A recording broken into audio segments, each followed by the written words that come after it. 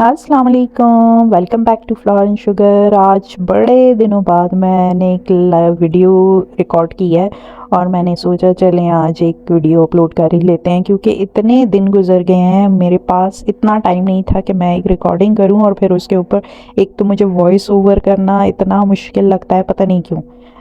बस ये मेरा एक ऑर्डर था जो कि बहुत ही क्यूट बन रहा था और मुझे लगा कि मुझे इसकी वीडियो बनानी चाहिए।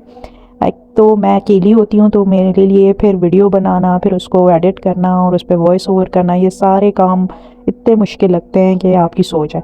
लेकिन फिर भी मैं कर ही लेती हूँ, क्योंकि अक्सर लोग कहते हैं कि आप अपनी वीडियोस अपलोड किया करें और हमें उससे काफ़ी हेल्प मिलती है। तो मैंने कहा चले आज मैं आपके सामने एक केक भी बना रही थी और मैंने कहा चलें एक वीडियो भी उसकी बना लूँगी।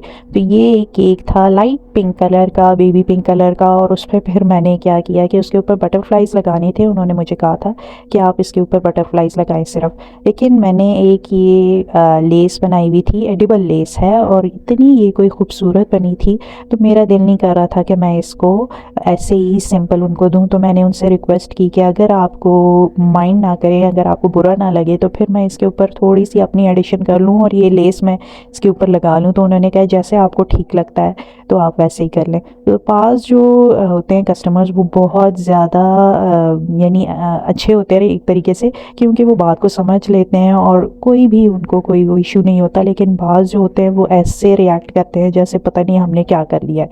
तो उनके साथ ज़रा काम करना मुश्किल हो जाता है, क्योंकि वो बहुत ज़्यादा माइंड कर लेते हैं, कहते हैं ये लाइन यहाँ क्यों लगाई है, यहाँ पे ये स्प्रिंकल्स क्यों लगा दिए, और यहाँ पे ये क्यों हो गया, वो क्यों हो गया। तो उनके साथ ज़रा काम करना मुश्किल हो जाता है। तो फिर मैंने उनसे इसलिए रिक्वेस्ट की कि ऐसा ना हो कि उनको भी बुरा लगे, लेकिन उन्होंने बिल्कुल भी माइंड नहीं किया और उन्होंने कहा कि आपको जैसा अच्छा लगता है आप वैसे ही करें। फिर मैंने उसके ऊपर ये जो रिबन है, ये जो लेस है, जो एडिबल मैंने लेस बनाई थी, वो मैंने उसके ऊपर लगाई और फिर जो बटरफ्लाइज थे वो भी मैंने लगा दिए थे। तो ये केक बहुत ज़्यादा क्यूट बन गया था, बहुत ही प्यारा बन गया था। तो उनको फिर मैंने दिखाया भी तो उनको बहुत ही अच्छा लगा था ये।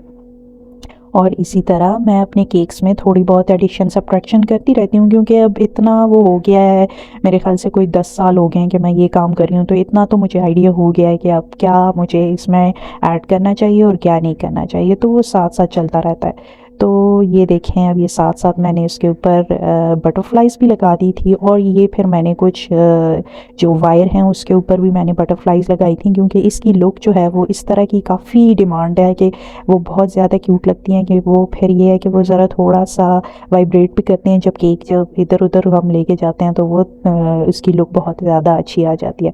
तो ये फिर मैंने इसकी जो फ्लावर वायर्स होते हैं ना, जो आम स्टेशनरी शॉप्स पे मिल जाते हैं, तो उसी वायर पे फिर मैंने ये जो बटरफ्लाइज थी वो भी लगा दिए थे, और वो फिर साथ में वो भी उसके ऊपर मैंने केक के ऊपर लगा दिए थे। तो ये देखें कितना अच्छा इसकी लुक आ गई थी और बहुत ज़्यादा ये क्यूट लग रहा था केक।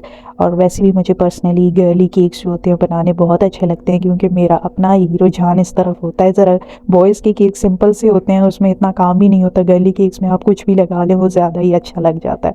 तो बस इसी तरह फिर ये है कि केक बन गया था। फिर मैंने उसके ऊपर जो सिल्वर जो वायर वो थी वो ये भी लगा दिए थे, इसका मुझे नाम ही भूल गया है। तो वो अब क्या कहते हैं इसको, फॉयल पेपर, सिंपल सिल्वर जो होते हैं जो एडिबल होते हैं वो हम मैंने उसके ऊपर लगा दी, क्योंकि सिल्वर और पिंक का ये था कॉम्बिनेशन।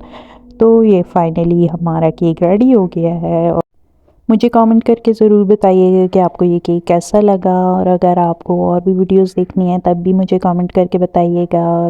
दुआओं में याद रखिएगा। चलिए जी, नेक्स्ट वीडियो में मिलते हैं, तब तक के लिए अल्लाह हाफिज़।